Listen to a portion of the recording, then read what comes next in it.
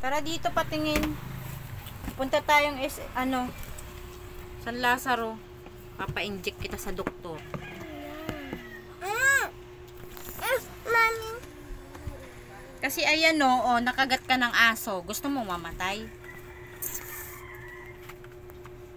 Tapos di ka pa nagsasabi nakagat ka ng aso. Sigurado ka kinagat ng aso to?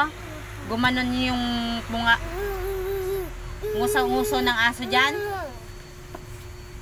Sinipa mo kasi. Kaya nagalit yun. Napin mo yung mask mo. Papasok pa ba ako? Kanin.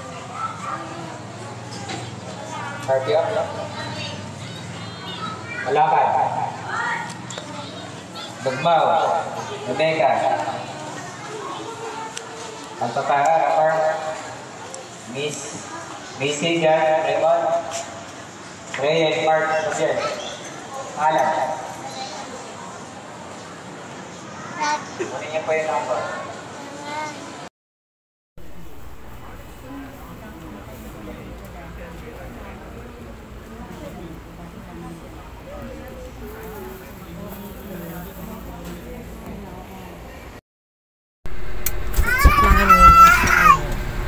Pauwi lang po namin galing sa hospital ng San Lazaro kasi nga nakagat yung anak ko ng daga.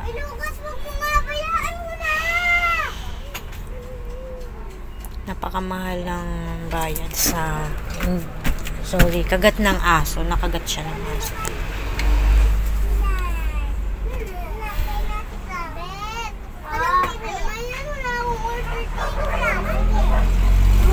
Pinag-iipunan ko pa lang yung ibigay ko sa mama namin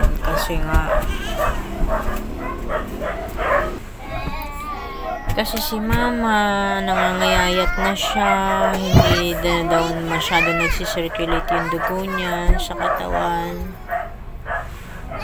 tapos madalas hindi na gumagaling yung pamamaga ng kamay ni mama. Tapos pag gumaling naman, pabalik-balik yung sa paan niya na namamaga, tapos pabalik-balik. Madaming gagawin niya.